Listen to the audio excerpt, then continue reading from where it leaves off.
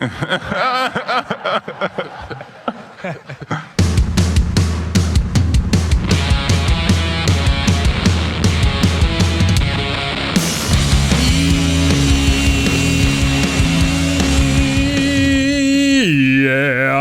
NBA Straya, how are you going? Hey, man. You good? You should be. What was that? It is Hump Day, Wednesday, July 1st. Pinch and a punch for the first day of the month. This is NBA Straya. I am your host, James Clements, here in Larry Armour Studios in the Hold Steady t-shirt. And wow, Kawhi is a Raptor. He really is. What a world. So we're tracking this going back to Friday last week, and sort of, maybe it'll happen. Like, there's a couple of other suitors out there. We'll talk it all out. It's crazy. It's legitimately crazy, but we're going to break it all down for you. But Kawhi Leonard has been traded from the Clippers. I've got some thoughts. Ja Morant got traded for a bag of chips, quite literally a bag of chips. Like, not even the good chips. Like those like the really crummy, like home brand chips where you're like, oh, mum, really? We couldn't get a Smith's value pack? LeBron is done with the Lakers. It's all happening. I'll tell you what's not happening, however. Much of interest in free agency. We're going to break down every single move that's already happened, but really, there's the focus on sort of like the 3 or 4 big storylines. We'll hit on that, and then we'll sort of be talking about all this whelming free agency gear. So, pretty fun one. And look, if you thought this was whelming, just wait for the next couple of days. There's not going to be much going on. So, apart from maybe some of these big names actually moving. So, Kawhi, LeBron, Ja, free agency, Jalen Duren, we're getting Jaylen Brown. Too many Jaylens in the NBA. We're going to talk it all out. It's a very, very fun episode. Let's get into it. Episode 1425 of NBA Straya. Let's go!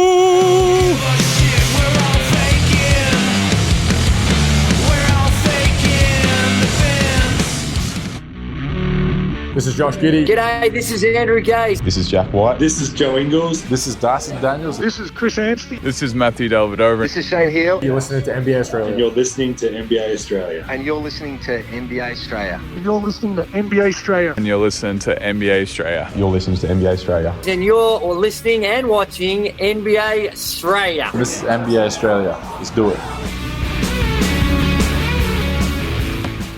Watch out for the shark attack. You better watch out for the attack of stuff happening before free agency starts. That was crazy. Seriously, it was absolutely wild.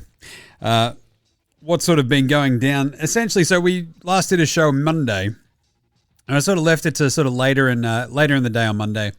The Ja Morant trade has happened since then. The Kawhi trade happens in the wee hours this morning. LeBron bounces from the Lakers. It's all going on. And, who needs free agency, apparently? It's just some arbitrary date that you're just going to get all your stuff done if you're doing a big trade, I guess. I guess you should also continue to watch out for the attack of school holidays. I've enjoyed hanging out with the oldest squid today, just he and I, after dropped off the youngest one at his grandma's. He has a great time with grandma. And we went and saw, what do we see? Minions and Monsters in Hoyt's Lux. Hey, they should 100% sponsor this show because I love them. They have Hoyt's Lux tickets for cheap just because it's a weekday. I'm like, it's still a school holiday, you idiots. Like, basically as cheap as going to the movies by, like, in a normal seat. Anyway, so that was good. Nothing like being able to, like, sink a couple of tins while watching Minions and Monsters at 11:30 in the morning. But still, we also, got to hang out. And I'm like, basically, we sort of, all this stuff's happened this morning. I'm like, all right, I'm going to keep track of this while we're hanging out. He loves Sushi Train. So we've like sat down at a Sushi Train. It was very, very fun. He's just deleting sushi. I'm like, bloody hell. Like, that's, just stay off the bloody premiums. Stick to the bloody green and the blues, or we're going to have problems, pal. Anyway, so having a pretty good time and sort of wandering around. And then I realised there's a spot in the shopping centre that used to sell hats and like assorted, cool apparel gear that I like. And a couple of these shops have changed since we were last there. I'm like, what the hell's happened? It's all very weird. So I missed out on maybe, your mate Jim buying himself a couple of new hats, which sort of bummed me out. But anyway, it was kind of like, it wasn't actually as chaotic as I thought it would be for a school holidays day at the shopping centre. So, what is it, High Point? So it wasn't too bad, but it was good spending time with the oldest one. Yesterday, I'll tell you what, it rained all day. It was miserable. It was cold. Just having the two squids indoors all day, it's just like, just sending me around the bend, mate. That's pretty fun. Gee, I can't wait to go to Queensland next week and then just hopefully it clears up there, but bloody hell. Anyway, if anyone's got any tips for the Mission Beach area, send them through. That's where we're going to be for a couple of weeks. It's going to be fun as. Right, that's enough about me. Or is it? Yeah, I think it is. Let's start with the daily. Oh, it's a whip around, Jim. Yes, it's a whip around. That's what the whip sounds for. The Knicks are still NBA champions. The Knicks are doing their thing.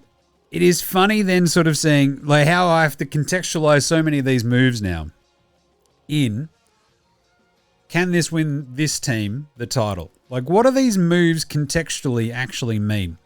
And I think this is a lot of like, I bang on about this in the AFL show, Footy Unfiltered, right? Where the AFL can't stop shooting itself in the foot. The NBA is sort of just like, have at it, folks. Do your thing. And the AFL, I think so much of AFL media really struggles just to contextualize basically anything. It's essentially, it's like a cat with one of those laser pointers. It's like the AFL media is just chasing the laser pointer of the AFL doing dumb shit week in, week out, right? And it's interesting because I think we can contextualize a lot of the NBA stuff pretty easily. But the AFL stuff, man, it is shocking. So I think the weirdest part about all this, I mean, there's a few weird parts. Ja being traded for nothing. Kawhi back to the Raptors, LeBron. But I think the funnier part is that all this happened before free agency officially opened, right? So you've got the 6 p.m. June 30 American time where the floodgates open and you can announce all your deals and do your deals, etc.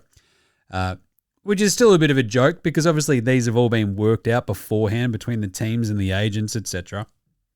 But in the olden days, 3+ years ago, this was like actually you'd get the avalanche. We clicked across 6 p.m. today, American time, and crickets. Gone are the days of Timofey Mozgov has signed 4 years. Was it $80 million? What was that one? That was a crazy one. Timofey Mozgov, Lakers contract. What was that? 4 years, $64 million. Jeez, that was amazing, wasn't it? Like all of those contracts. But the thing is, free agency has been such a, has got such a dearth of interest around it this year because of the lack of big names. But we've had, before free agency start, the Kawhi trade happens. So Kawhi's traded to the Raptors. I'll get to that in a second. LeBron announces he's bouncing from the Lakers. Peace out. We get the back and forth on Twitter between the team and the player. You're like, that's nice. MORANT has been traded. We find out the Warriors are actually trying to do the AD, LeBron, Steph Curry and Draymond because Draymond, surprising everybody, opts out. The Warriors, I'm assuming, were not surprised by him in doing it because they probably would have had a bit of a, hey, Draymond, if you opt out, we'll bring LeBron here and we'll trade for AD. I do like the fact that the Warriors are kind of like, yeah, we're going to get the big four together. It's going to be awesome. The Wizards are like, we have AD. Nobody asked us. I'll get to that in a second as well. So you got Kawhi, LeBron, the Ja trade, the Warriors' big four plans, the LaMelo trades happen, Julius Randle's been traded, and Giannis has been traded. And then if you go through the biggest names of free agency and you're like, Dean Wade? Jim, did you say D Wade? No. Dean Wade. It's like a combination of Dean Ween and Dwayne Wade. And here we are. Ironically, going to Philly, which is where, Ween are from around there, from like Jersey, Philly. Can I interest you in an extreme zinger meal re-signing? Can I? Extreme zinger meal. Probably not. It is like the fact that everyone's flipping out. Tim Hardaway to Miami. It's like, cool, I guess. I'm going to talk about all of that, but geez. It is very, very odd that this is the situation because of the collective bargaining agreement they signed, the CBA that they have. It's much more lucrative and much smarter for any superstar player to not actually reach free agency, but just to keep re-upping with extensions that give you the maximum allowable pay rise, and just get commensurate with your years in the NBA, etc. As you'll see with Jokic, right? Like he's got this huge extension still sitting there. Kawhi, once he gets to Toronto, can sign a massive extension as well, which is what essentially his only bargaining chip was about where he could actually end up, and he used it, so that's pretty fun. But anyway, so all of those things have happened before free agency even starts. Then free agency starts, and it's absolute radio silence, and I'm like, did my Twitter break? Like, do I have G's inside High Point? Like, what is going on? And just nothing happened. You're like, Jesus Christ, this is horrible. There's no other way to put it, I'll tell you. This is horrible. There's no other way to put it. It was wild. So, yeah, we sort of come out of today going, sure. Like, I'm sitting here waiting to do the show, and I'm like, I think that's it. Like, it's very late in the US right now. There's not going to be any more news, and here we go, I guess. Right, it was crazy. So, what was one of the first ones that actually sort of came across? It was like, really, Shams essentially just going, all right, well, yeah, I guess we've got Ousmane Deng going back to the Bucks and DeAndre, and you're like, oh, okay, that's it. Great. So, we'll do free agency in a little bit, but obviously the biggest thing today was the move that shocked the world to a degree. Jock Landale back to Atlanta for a 1-year, $14 million deal. To a degree, yes. I actually love that for Jock, the 1-year, $14 million. Look, him being paid as much as every season, or every AFL team basically his salary cap is awesome. I love that. And he's just going out there, carving it up, doing great work. And to get that sort of a pay bump from essentially going in on the cheap this year after getting the payout and then getting dogged. But anyway, off he goes. Our man Jock gets paid. Now, of course, the big story is Kawhi. The fun guy is heading back to Canada because the LA Clippers traded Kawhi.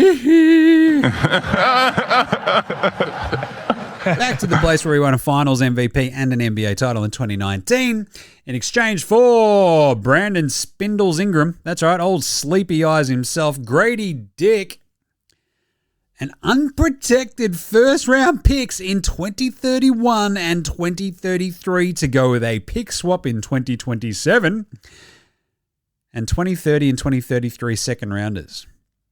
Wow, that's a haul. Great job, LA Clippers.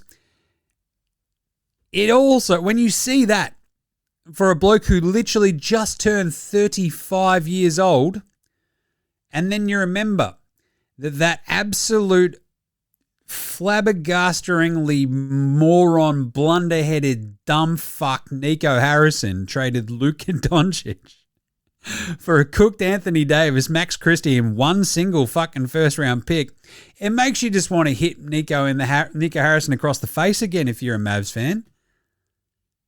Old-ass Kawhi goes for 2 firsts and a swap, a couple of seconds, Ingram and Dick, and wow, Nico, what are you... Anyway, this is not about Nico. It's not about the Lakers. This is the Clippers.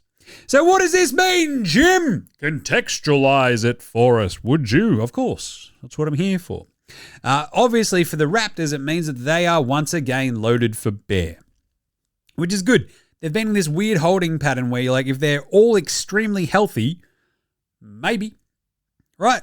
First round this year, they were right there with the Cavs the entire time. And then they weren't.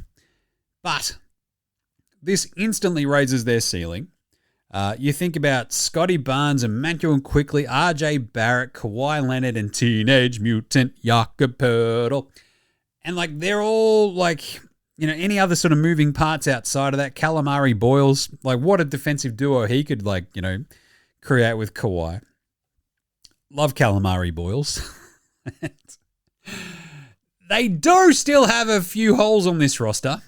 But if you look at the way that they sort of then match up against the top of the East, namely the New York Knickerbockers of New York City, your reigning NBA champions, or the Boston Celtics, who are in a very strange state of flux, created all of their own doing, the Raptors are going to be sitting there going, whoa, this was worth it. They brought back Trace Jackson-Davis as well as their sort of backup big man. They drafted Alan Graves, who was a really nice pick. I kind of think is a little bit of a do-everything kind of wing. You've got, yes, Kobe Walter, a.k.a. Jacoby Walter. You've got Jamal Shed. You got a few dudes there now all of a sudden. And you're just sort of hoping, fingers crossed, that Emmanuel Quickly stays healthy. And Poeltl and Calamari Boyles as your kind of big man-ish with Trace Jackson-Davis. Do it. Don't know, but they might have little bits and bobs here, but still looking pretty good. Love it. However, the risk here is fucking massive because his entire thing is like, Kawhi's like, yeah, I mean, he's 35 and the entire thing is he can sign a 2-year, $123.7 million extension, which is a lot of money for a bloke who's 35. And, yeah, your risk profile has risen dramatically because it's a 35-year-old Kawhi Leonard you've just given up 2 unprotected first for, as well as Spindles Ingram and Grady Dick, who was already cooked. That dude just went completely fucking MIA this year. So your risk profile along with your actual sort of output have risen dramatically this year, the next year, possibly the year after. Now, I'm no math magician, but that's only about 3 years from now. Right?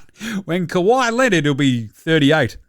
And those picks will still not convey for another 2 years after that. That's a bit risky, I'm just saying. But in the meantime, you do have a puncher's chance at making an Eastern Conference Finals, making a Finals. We just saw Indy last year. Just go, right, balls to the wall, make a Finals, go to a Game 7 against the Thunder. You look at the East, as good as the Knicks have been, we all went into the playoffs this year going, the East is wide open, and it was, and the Knicks steamrolled everybody. But still, so yeah, risk profile, high. Ceiling on the court, high. Window, short and narrow. But between Scoob and Kawhi, RJ and Emmanuel Quickly. Kawhi is the old dude. They probably need another big that they could try to sort this out. And, you know, if they have to go to battle against OKC or the Spurs at some point, you probably need someone a little bit better than Teenage Mutant Jakob Poeltl. Calamari Boyles is fine, but still. Anyway, so for the Raptors, you can see why they'll do it. They're just like, right, dude, anyone can win the East. Why not us? And like to get them out of that middling morass that they've been sort of stuck in, they've won one playoff series since Kawhi left, right? So they bring the prodigal son back home. So why not? The flip side, the Clippers getting out of the Kawhi business is A, hilarious, B, extremely smart. Because out of all of this, the Clippers have made out like fucking bandits. Absolute bandits. This is highway robbery we haven't seen since the likes of Ned Kelly.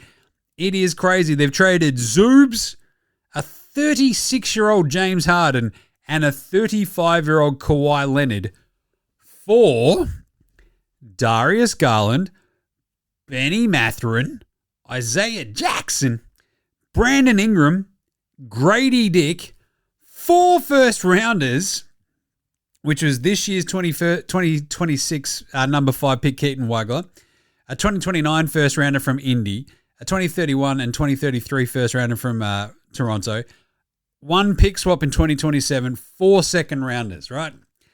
To get 5 players, 4 firsts, another first swap, and 4 second-rounders for old-ass James Harden, old-ass Kawhi Leonard, and yes, Zoobs.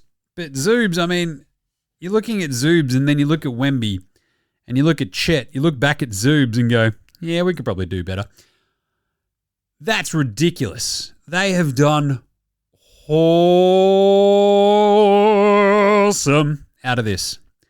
To turn that aging weird core that hadn't done shit into basically on-the-run reset is fucking massive.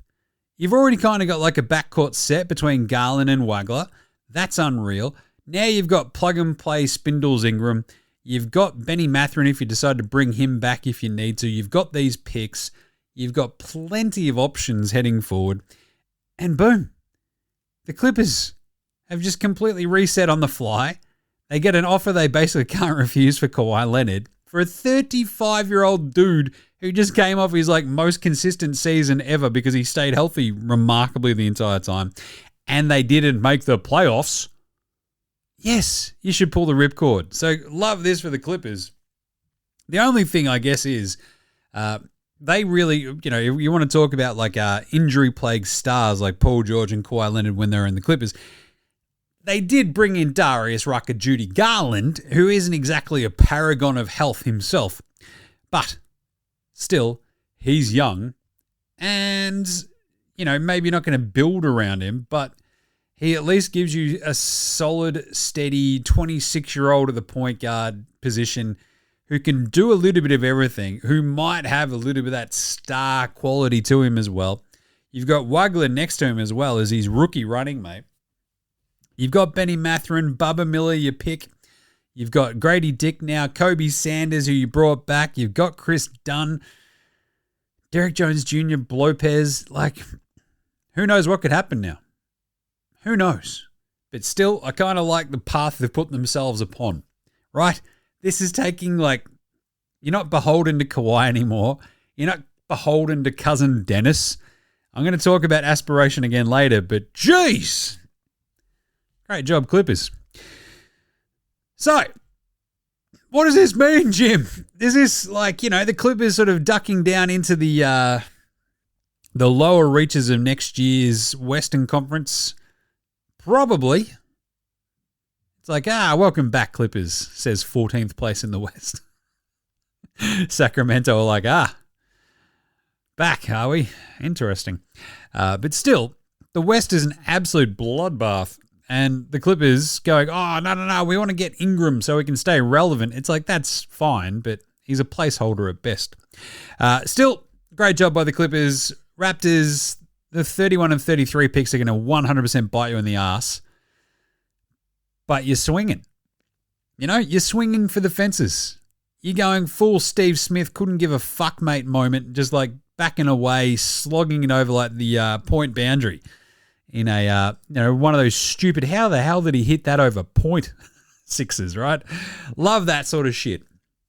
And so look, you can't fault them for not fucking trying and bringing him home. He's like, yeah, I want to retire a Raptor. It's like, all right, cool, Kawhi. I guess that'll work out.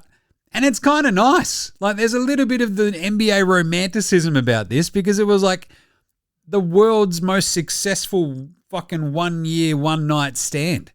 Like the most successful renter star we've seen in a bajillion years, where Kawhi goes there for 1 year, takes them to the fucking promised land. You got Jurassic Park going off its head there in Toronto, and why not run it back?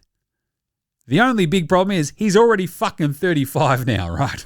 So remember that amazing 2019 run. It's going to be 7 years ago, which is crazy. In that run, he did also put up the 3rd most amount of points in a playoff run in NBA history, which is pretty crazy. But still, it's going to be he won't have to do as much heavy lifting. They now do have a substantial amount of talent on that Raptors team where he can be a little bit more of a pinch hitter. Where you've got Scoob and RJ and IQ running the show. You got Calamari Boyles as your young buck defensive stud. If they can upgrade the Pirtle spot, who fucking knows? But look, makes sense to have a crack right now. East is still wide open. And if you look at it and go, shit, man, I don't mind the way we match up against like the Knicks and Boston and everybody. Let's have a fucking crack. Sure. So, yeah, if he sticks around for a couple of years, maybe you get lucky, maybe you get another one. But what a crazy fun story. The big thing will simply just be whether or not he can stay fucking healthy, right? That's always going to be the Kawhi story. It's always going to be the Kawhi problem because, that's one of his weird things. It's like availability is the best ability. And over the years, Kawhi, so this last year, played 65 games. It's pretty good. Played 37 the year before, 68 the year before that, 52, 52, 57. Played 60 with the Raptors that 1 year, won a title. So, don't know. Going to be pretty fun. So, Kawhi is a Toronto Raptor. Welcome home. He's a fun guy. The Clippers, yeah, look, if you look at the West right now and the way it sort of sits, if you sort of go back and through last year's standings, and you think about, all right, who's better? OKC, the Spurs, the Nugs, probably the Rockets, the Wolves, the Blazers probably.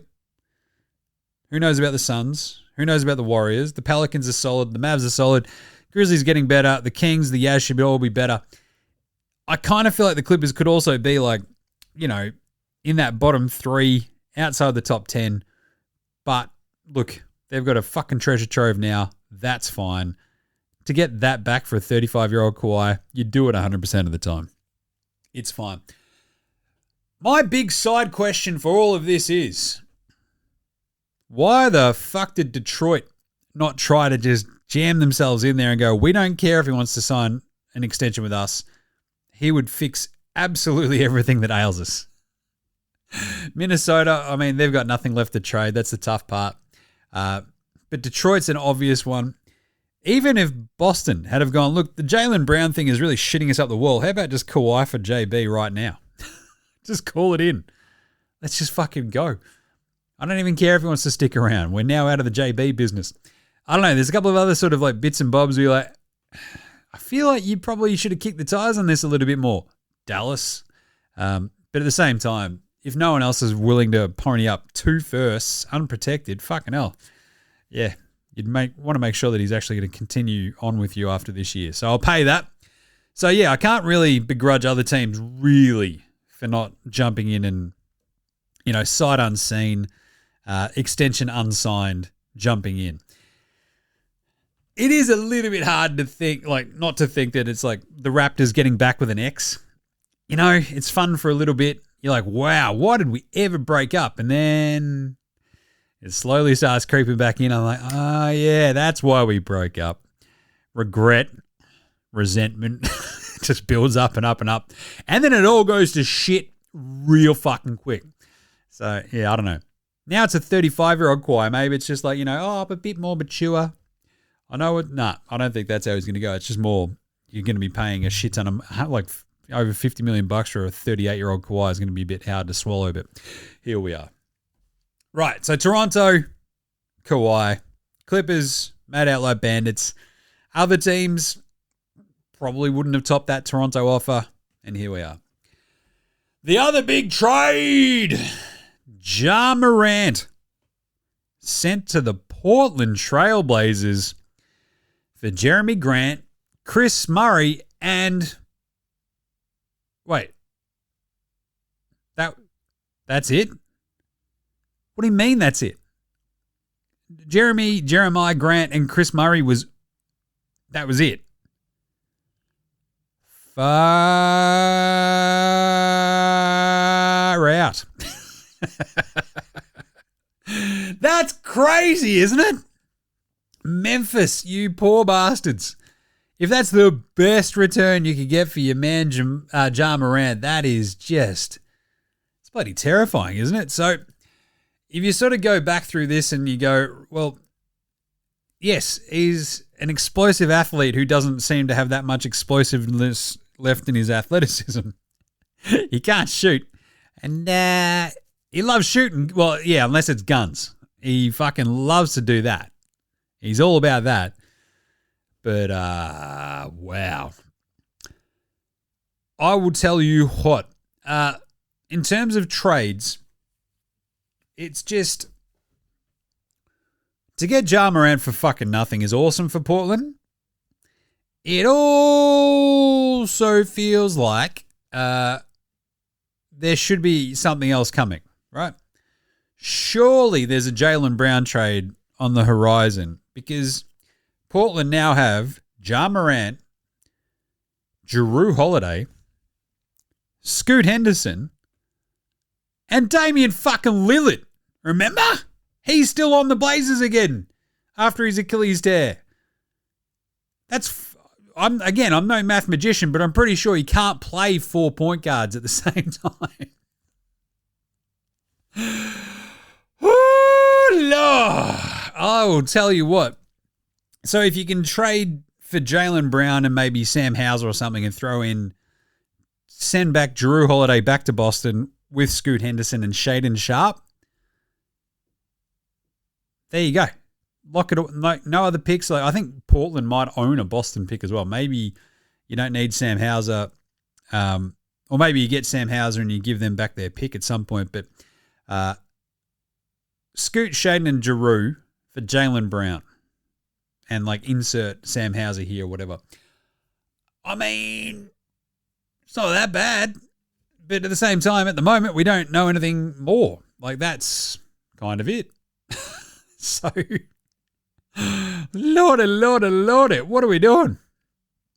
Jeremy Grant and Chris Murray, I mean, it's just a bit of sure, for the Grizzlies. To the point where I'm like, why is even Jeremy Grant in this trade? He's the last thing they sort of need, really, when you got Cam Boozer and Edey and co already there. But look, bit of depth, sure. But yeah, it's just a bit of a head scratcher kind of on both sides. So, just really strange. 4 point guards on Portland. Memphis sitting there going, all right, now we've got Jeremiah Grant and Chris Murray, the crap Murray. And, okay, right. So it's a bit of a weird one. I would love Ja Morant to turn it all around and be absolutely awesome in Portland. But of all the landing spots, I kind of feel like that's maybe one of the worst, right? I mean, does he start? Does Dame come off the bench as he works his way back from the Achilles? Or are you starting Dame next to Ja? And going, well, Dame can shoot the piss out of it. Scoot can come off the bench if we keep him. But Ja can start at the 2 and we'll go double-headed point guards. And it seems very strange. To the point where, it feels like maybe there's moving him on a little bit further. The dude's 26, but he's only played 79 games in his last 3 seasons as Ja. So it's a bit of a roll of the dice for Portland, and it's basically a free one because Jeremy Grant and Chris Murray, they gave them a little bit of depth, obviously, but with the emergence of Tamani Kamara and, bringing in all the pieces you've actually already brought in on Portland, where Denny's taking that giant leap forward last year. Yeah, Jeremiah Grant was on the outer anyway, so whatever. It's basically, again, as I said, free roll. They bring back Time Lord. They've got Yang Hansen. They've got Klingon. They've got their big dudes. The big problem will sort of be their backup 4 spot. And I'm pretty sure they'll be able to piece something together. But Ja Morant in Portland, it just feels weird, right? It feels weird trying to imagine him in that jersey. So I don't know how this is going to work or if he stays there. But for now, that's where he is. And I don't hold really high hopes for the Ja Morant Portland experiment. And to be honest, I can't imagine it will go great for... Like, Portland had this little bit of a moment where they're the feel-good, awesome, fun team after that draft. And like the year that they had last year, going up against the Spurs in the first round, you could sort of see, like, if we have a healthy Shaedon Sharpe, who knows what can happen. Now you've got Scoot, you've got Giroux, you've got Denny, and, now you're just kind of throwing Ja Morant in there as a bit of a, how you going? Weird. Really weird. Probably one of the weirdest superstar trades we've had in a long time. And it adds to the simple idea that if you reverse it back to the start of this year and people talking about, the sort of star guards who could be on the move this year, right? If you go back to the start of the last year, Trae Young, Ja Morant, and then LaMelo Ball. And you're like, oh, look, I don't think all three of them are going to get... All three of them have got traded! That's crazy!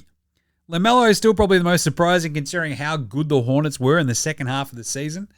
And Trae, he got offloaded for a bag of chips. But at least those chips were decent chips. Like CJ McCollum's not shit.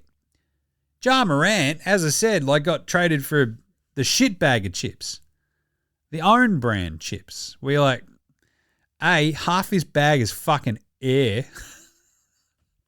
The chips themselves, none of them are big. They're all broken. Like, this is fucked.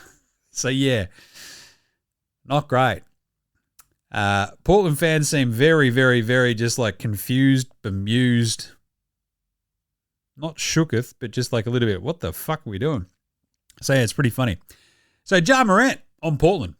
LeBron James is no longer an LA Laker. The funniest part is he waited until Bronny James's contract was guaranteed to inform them that he was not coming back to LA, which is pretty funny. So I love that. He's like, hey, Bronny, is that check cleared? Yeah, sick. Yeah, g'day, Rob Pelinka. It's LeBron. Yeah, fuck off. Click. I love that he called it a stint as well. Hope that I kept it all going in my stint there. So 8 years with the Lakers, which is like his longest continuous stint with somebody, right? Which is pretty funny to think about. Wins the Mickey Mouse title in 2020 in the bubble. And now, basically the Lakers had told him, if you want to stick around, that's cool. We want you back. But apparently they'd been operating as though they knew that he wasn't going to come back. So he was apparently, told Rich Paul to go out and find out who I should go and play for this year, who wants me, and then we'll make a decision. And that's kind of it. So he's pieced out on the Lakers. So it's now, just down to Luka and Austin Reeves. Marcus Smart's already fucked off. DeAndre Ayton's come back for the Lakers, but no LeBron James. So what does this mean if you want to contextualize it? Well, LeBron used to be the power center of the NBA, right? And he still has the super duper star power in terms of the spotlight. But the game is a lot more hit and miss all of a sudden because he's fucking 41. And yeah, you get that on the big jobs, right? So he is now sort of sitting in this spot where he's like, all right, well, I can add to a team to a degree, but, the entire league doesn't revolve around me anymore. And it's a really strange situation for him to find himself in, no doubt. But also, you're going to get to this point in your career at some point, and that's where he is. So now he gets to take his talents to wherever the fuck he wants. Where will that be? Obviously, Golden State is the sort of obvious candidate. Draymond Green is decline his player option. LeBron's sitting there going, maybe I'll come hang out. That'll be kind of fun. Cleveland, with Dean Wade signing with Philly, suddenly they're just like, hello LeBron. Miami, if he wants to, they've signed Tim Hardaway. They haven't brought back Norm. They've restructured a rejiggered Andrew Wiggins' contract. They have a little bit of wiggle room if he wants to go back there and play for fuck all, but it can be done. How about Minnesota? I'll tell you what. That would be fun as shit. I just can't imagine it happening. San Antonio, they have brought back Champagny and Harrison Barnes, but I don't know. Golden State seems like the biggest obvious candidate right now. I've always just gone like, look, the romanticism vibe that we've talked about already in Kawhi going back to Toronto. LeBron going back to Cleveland for a third stint would be kind of awesome, I reckon. I don't think it really puts them over the top in the East, but it does make them a little bit more interesting, so why not? But anyway, look, I think contextually, yeah, the simple idea of the power dynamics in the NBA shifting away from LeBron, it's been going that way for a long time, and now he's not a Laker. I mean, I still kind of I never liked the Lakers move anyway for him. It never felt like he was, even actually, to be honest, this last season, when he was just like out there playing a lone hand as Luke has gotten injured, Austin Reeves has gotten injured, and he's just like, fuck it, I'm LeBron James. Check this out. They beat the Rockets, like absurd gear. And you're like, this is awesome. That was like the most Laker-y he'd felt and the most like accepted he'd felt as a Laker. And now he's gone. So it's just a really strange chapter in his career that we'll no doubt fucking debate till the end of days. He should go to the Warriors. That'd be fun, wouldn't it? Him and Steph. If Clay ends up there as well, let's run it all back. There you go. Speaking of which, Anthony Davis. Oh, we're going to get the big four. We'll trade for AD. We'll get LeBron to go with Draymond and Steph. It'll be awesome. It's like, oh yeah, who's playing like point of attack defense on that team? Pods is like, oh, I will. It's like, get out of here, you. Anthony Davis, I do love it. The Wiz are apparently not interested in trading Anthony Davis. They're not listening to trade offers for him as well. Apparently their new GM is a huge AD fan. Oh, he must be good mates with Nico. Nobody wants to trade AD until you get an offer where you will trade AD. Right? That's how Anthony Davis's career has gone. There is always a price. I don't know if the Warriors will get there, but they could. Jimmy Butler and his torn ACL and that big old contract just sitting there. Got to sweeten this pot. Then you might get the Wizards moving on that proclaimed reticence to trade one Anthony Monobrow Davis. It does sort of feel like he just does not fucking want to be a Wizard, which is funny as hell. But I still feel like that team would be really, really interesting with him, Trae Young, DeBanster, fucking Alexander Sarr, Bub Carrington and co, Trey Johnson. They might be better than the Warriors. I'm just saying. But anyway. The Wiz at the moment saying, we don't want to trade AD, so fuck off. We did also have another trade where Sacramento just discarded another first-round point guard and just chucked him in the bin, which is just quite amazing because it does seem like they are absolute fucking morons at this point. Where Devin Carter, he of one of the single greatest NBA hairlines, has been shipped to the Atlanta Hawks for along with a second-round pick, and that's it. So, wow. Sacramento just clearing the decks for Darius Acuff. They do know that you can keep point guards, right? Like, the De'Aaron Fox trade was crazy. The Halliburton trade was crazy. Like, just keep going. Like, they're fucked in the head. Sacramento. Like, Devin Carter wasn't burning the fucking house down, but he also didn't suck. Davion Mitchell, I think, was drafted by them as well, right? Morons. Anyway, so that's kind of it. And then Jaylen Brown is the other sort of thing just sort of hanging over here. Just loose end, right? Just a dag on a sheep's ass. Just hanging over here. And it feels like the Celtics have gone, ooh, well, we might have screwed the pooch on this one. Because unless they can pull off a Portland deal that gets them a lot of like youth and depth and some picks back, they might be fucking cooked. Because there's not a lot of other deals out there. Now that Toronto have like pulled the pin on this Leonard deal, I mean, just bring him back, right? But yeah, Boston are up shit creek at the moment without a paddle. Let's see if they can get a paddle, and whether it be a Trey Murphy deal or a Portland deal or something. Orlando has like been weirdly sort of quiet in all of this as well. Like, what about Franz Wagner for JB? Maybe it's something else. I don't know. Bit weird, but still, I feel like Jaylen Brown and Paolo Banchero, you're just kind of doing Tatum and Brown again, but you'd had Desmond Bane as well. So I don't know. But Jaylen Brown's like the weird thing sort of still hanging over everything. So until we have like a bit of a resolution on that, the offseason really isn't ever going to be over. This is going to be the never-ending offseason, right? Which is a bit weird, but 100% where we're at. So that's sort of what's happened. How about the free agency deals so far, right?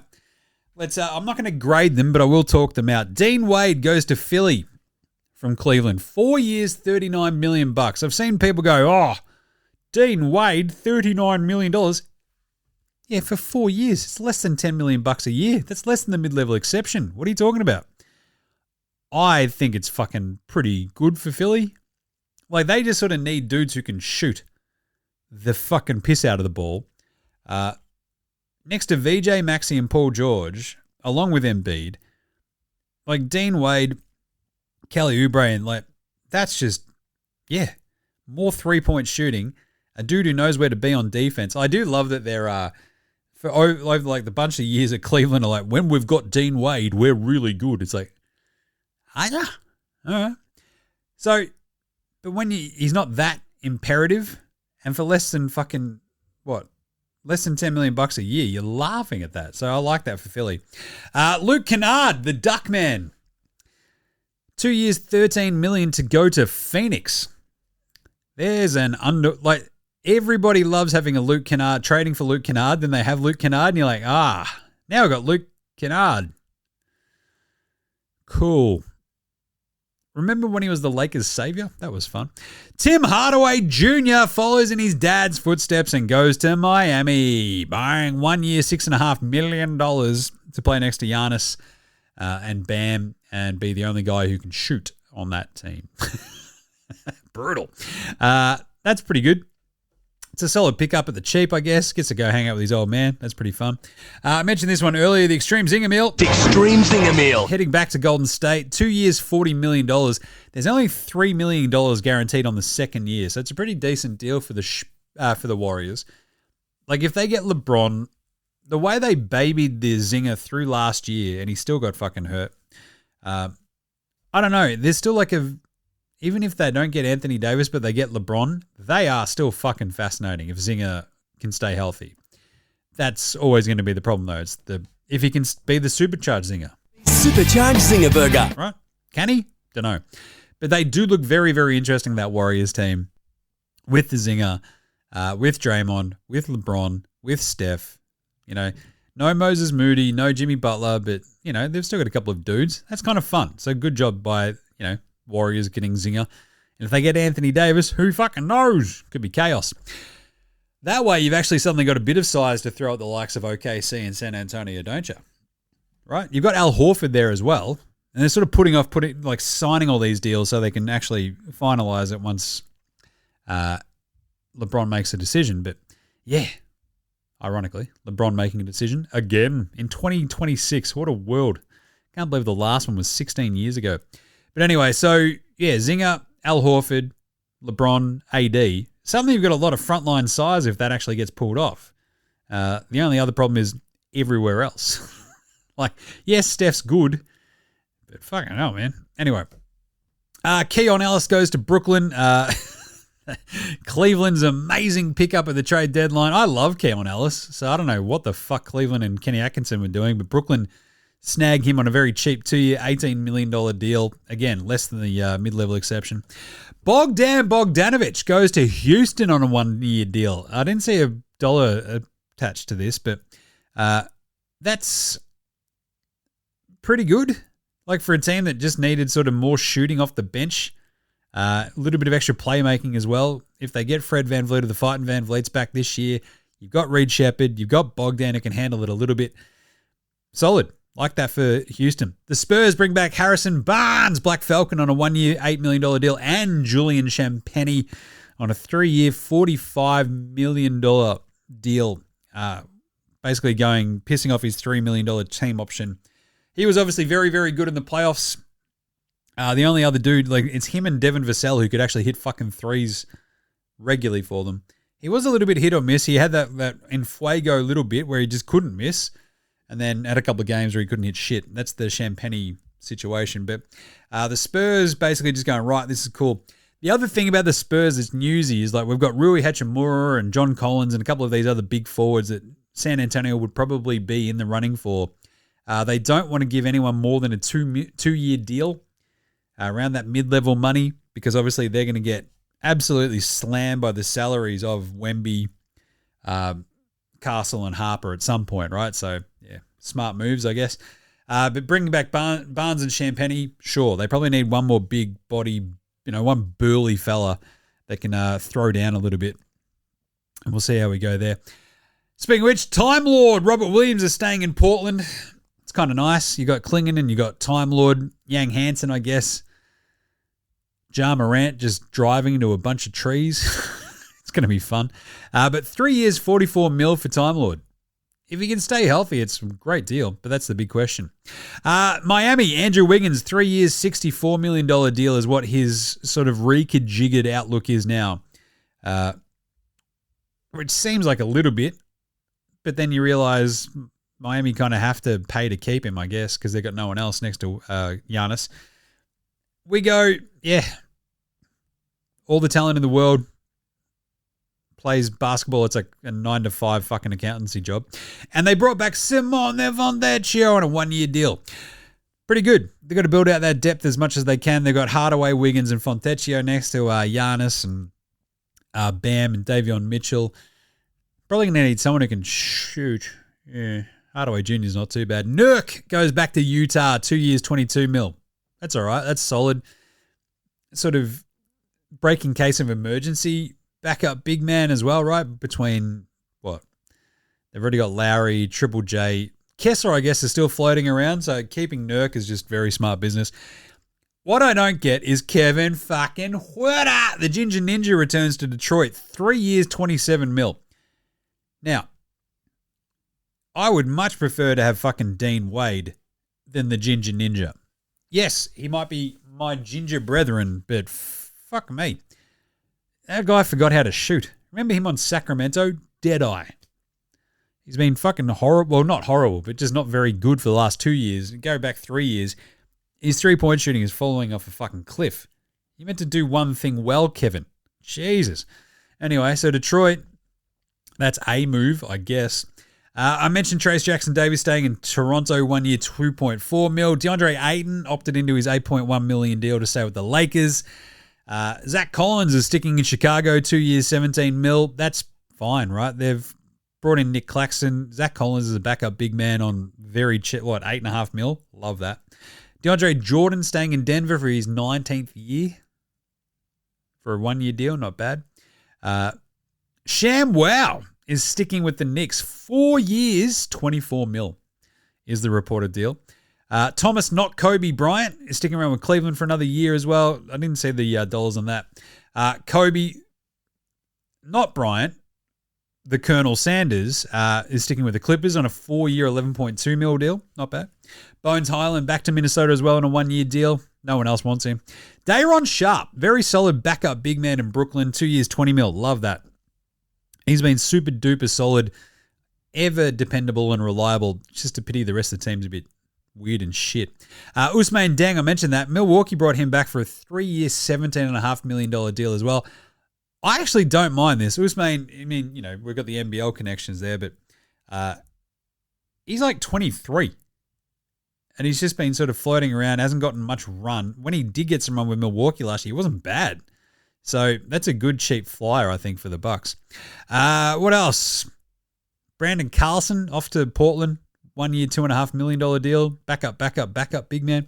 And all the guaranteed, sort of basically a couple of the contracts that needed to be guaranteed before free agency started were Chris Dunn with the Clippers at $5.5 million. Kyle Filipowski at $3 million with Utah.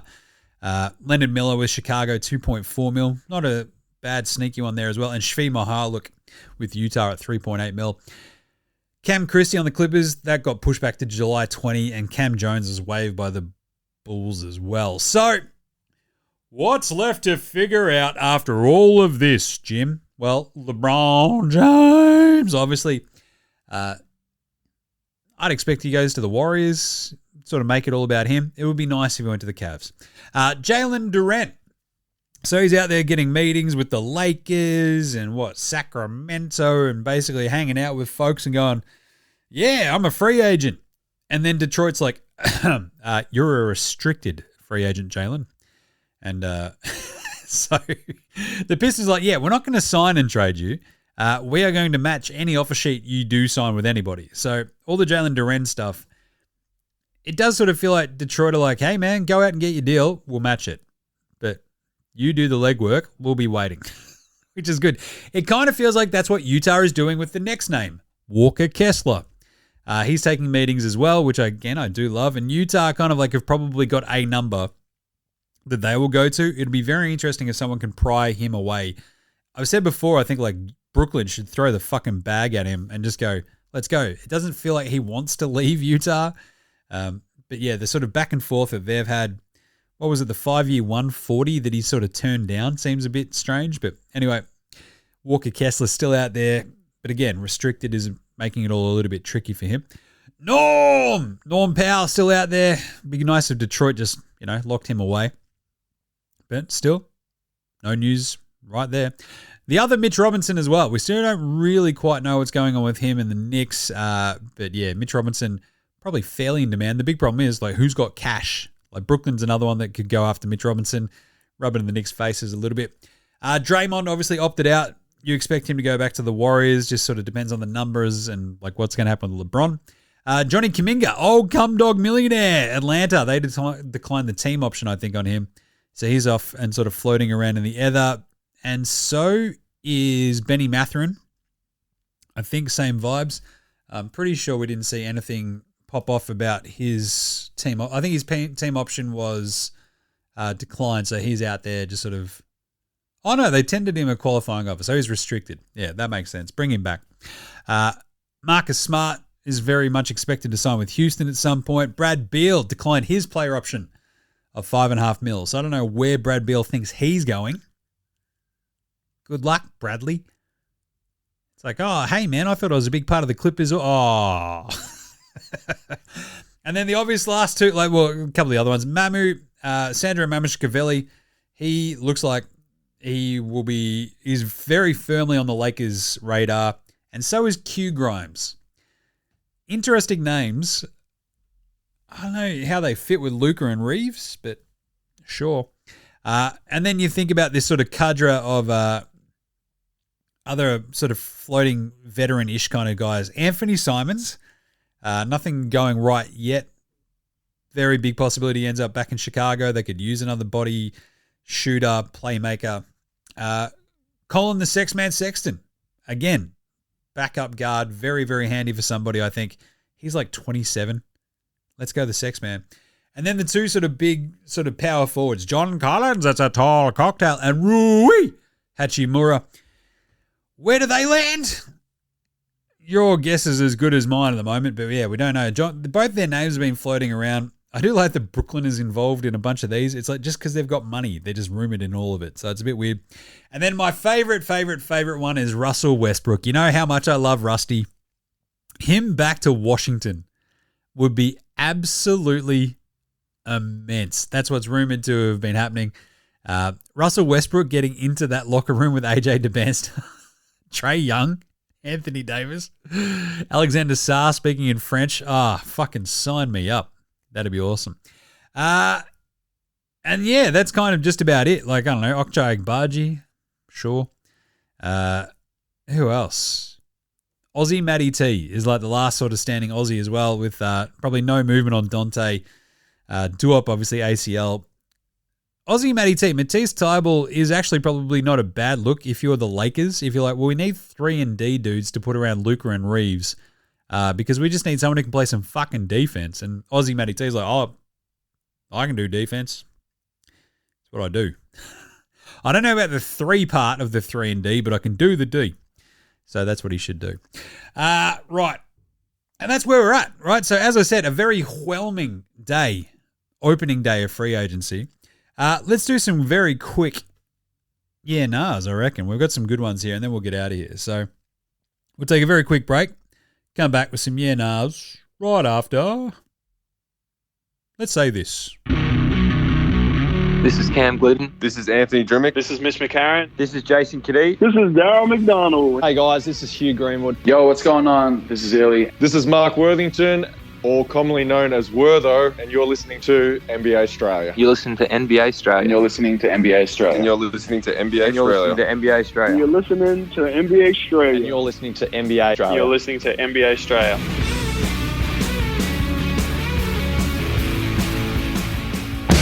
Whoa, right, let's quickly do some nahs brought to you by you. That's right, you can help out and support the show very easily by going to buymeacoffee.com/NBA Australia. Very simple.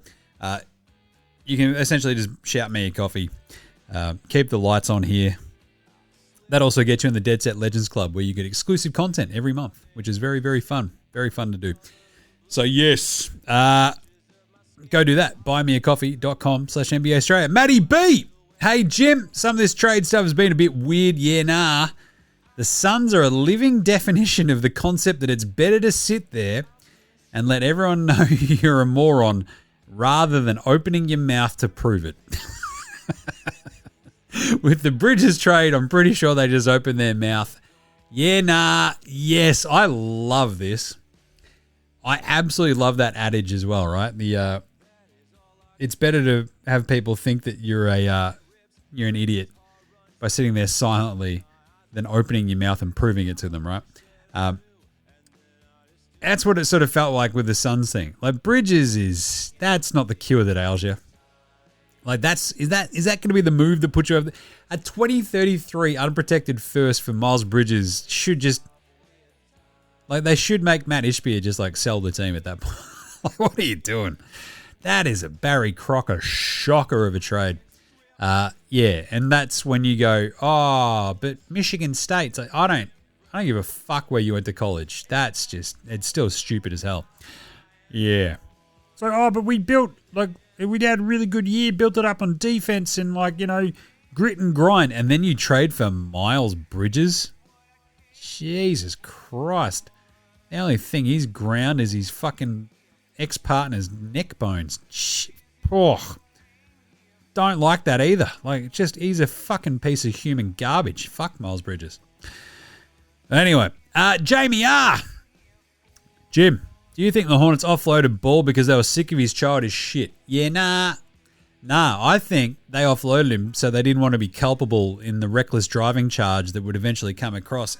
Manslaughter and reckless driving, it'll probably come across from LaMelo Ball when he plows like a hot pink Cybertruck into a group of Charlotte Hornets fans outside the arena one day.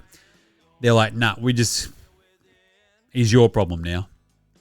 So yeah, they did offload him because of his childish shit. But I think there's almost a legal part of that. Oh, God. Look out, Portland, people of Minnesota, because fucking hell.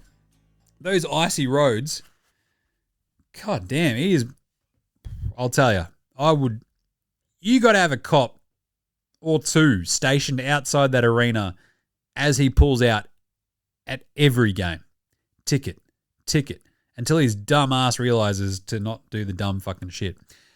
Yeah. But LaMelo, in general, the childish shit, I think they probably did just go, this guy can't be the leader of our team. Right? And we better pull the ripcord. Well, and we talked about this the other day. It is, the sell when it's palatable kind of moment versus the sell high. But, yeah, if you look at it and go, he's not going to lead us anywhere apart from maybe to a legal stoush after he's plowed into a crowd of pedestrians in a bright green Lambo or something, right? The dude's a fucking, as I've said before, he's as dumb as a bag of bricks. And his face kind of looks like one too. But anyway, his childish shit is probably part and parcel of why they did trade him. They're like, look, we've got a really solid, with Spindles Miller, with Connie Nips, with Kobe White, with Naz Reid. Like, we've got now like a solid group of adults who are really, really fucking talented.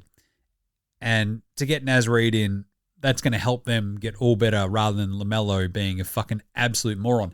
Do you remember when he hit the shit out of that mascot who scared him as like a bit of a viral thing? Yeah. The guy's a fucking idiot. Anyway. Matty G. Yeah, after the Ball trade, given the lineup an obvious need for someone the size of a 4 who can defend 1 through 4 or even 1 through 5 with not a lot of dollars available, should the Wolves go fishing, if you catch my drift? Yeah, nah. So I didn't mention the Ben Simmons stuff earlier, but what a fucking idiot. Box Hill Benny basically throwing Aussie Matty T, Matisse Tybal, under the bus. Yeah, so I passed the ball to Matisse, who was shooting a higher percentage than me. What about if he had to hit the fucking free throw? And then he's like, hey, now, but he's my dog. It's like, no, you just dogged your mate, you fucking prick. Box Hill Ben Simmons, get fucked. Worst dude on the planet.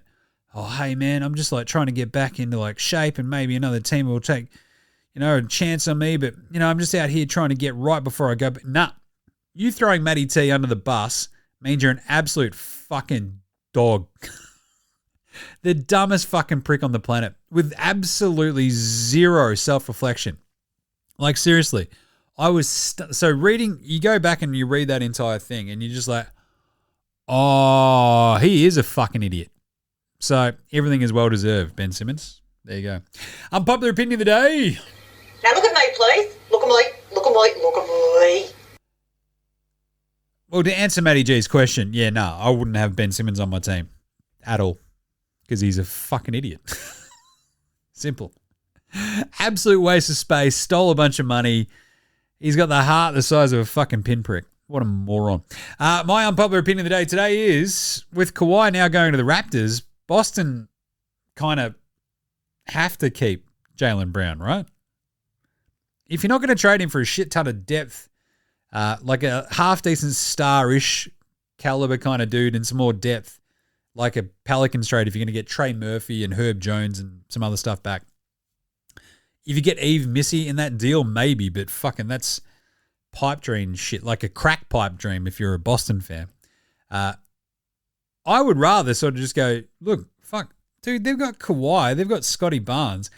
We need Jaylen Brown on this team because the funniest thing will be if they trade Jaylen Brown Boston, they'll be like, oh man, we need like a wing next to Jason Tatum who can play defense and shoot threes and play make a little bit. It's like, that's the guy you just had, Jaylen Brown, but you shit him up the wall by trying to trade him as soon as fucking look at him. They tried to trade him for Kevin Durant. They tried to trade him for Kawhi. They tried to trade him for Paul George. They tried to trade him for Giannis, and eventually he went, fuck this, I'm out. Bring him back because you need him. Right? You're fucked otherwise, I reckon. Kawhi is a dangerous motherfucker, and this was a team this year that couldn't get by fucking Philly. You're staring down the barrel of another one with Toronto. I'm just saying. I'd rather keep Jaylen Brown. And then finally, last one for today, Outback Takehouse. It's Wednesday at Outback, and you know what that means? Oh, yeah. Hump Day specials. And our Hump Day special is the hump. That's right. We go into the Outback. We take down a couple of feral camels, slice off the humps, and what you do is you stuff them full of whatever the fuck you got laying around. Hummus, chickpeas, mince, mint, tomato sauce, some onions, some carrots, some celery. Doesn't matter. Throw it all in there. Bake it. Slow roast it for a good 24 hours. Nice and tender. Boom. There's your Hump Day special. And it's only at Outback. Goes great with our Toowoomba salmon. And today's Flame Girl take is Kawhi Leonard went to Canada to avoid being arrested in the US of A. That's right. Can you, extradite him from Canada? But mostly, Adam Silver pushed the Kawhi trade to Toronto so that he can sweep the aspiration scandal even easier. under the rug. Because no one's going to give a fucking shit now that Kawhi's been traded to Canada, only at Outback. 100% of a chance this is like part of the deal with the Clippers. They're like, oh, wow, Toronto have made a pretty awesome deal for Kawhi. And Steve Ballmer's like, get him the fuck out of here, right? And just like out the door. Adam Silver's like, you need to get rid of Kawhi so that when I announce the punishment, air quotes, for circumventing the salary cap, we don't have to punish Kawhi because he's on a new team. We'll just fine you some money, Steve Ballmer, and you have more money than God. So it will be a bit, but we won't let you basically have to really bring the hammer down on the player. And it's like, away we go. So this is 100% the NBA, Clippers, Toronto, giving the NBA and the Clippers an out with the aspiration scandal by pissing Kawhi off back to Canada. He was obviously read the riot act by Adam Silver, and off he goes. So fare thee well, Kawhi Leonard. All right. And that's it, basically, for today. So, because really, we've got, a few more free agency things to deal with for the next day or two. There'll probably be another big trade or two as well. So what we will do is come back on Friday, basically sort of wrap up all the, remaining moves that get done between now and then. We might do... Yeah, it'll be Friday. Unless something massive happens tomorrow for Thursday, we probably won't jump on. But Friday we will wrap up everything else and then sort of set you up for the rest of the off-season because then I'm going to Queensland. So, yeah. As I said earlier, if anyone's got any tips for Mission Beach up in Queensland, fucking let us know.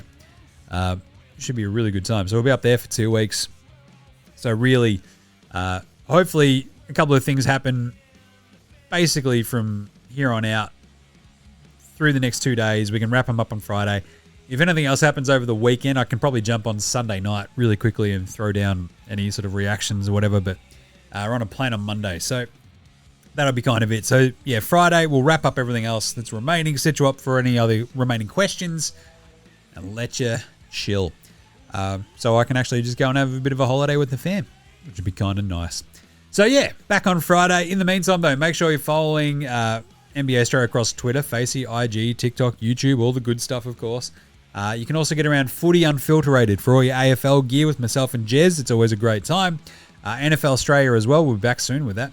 Gaz and I hung out on Friday night. Very fun. And, of course, Jim does Supercoach. Got the AFL Supercoach show coming out tomorrow. So rate, review, star, subscribe across all of those shows on your podcast app and YouTube. Jump over to YouTube. You can see me doing all this. It's very fun. You can also support the show. buymeacoffee.com/NBA Australia. Big thanks go to From Oslo for the intro and outro song, as well as to House Hats, Joshua Delarento's Fascinating Gold Mines, Ramshackle Army, Iowa, Sex Jedi, Green and Dozers. They're behind all the tunes you hear on the show. NBA Australia supports Australian bands, so should you. All right, it's been a long one today, so I'll leave you there. We will catch you on Friday, you dickheads. This is NBA Australia saying, look after yourselves, would ya? Hug your mates, and later, hosen. We're all faking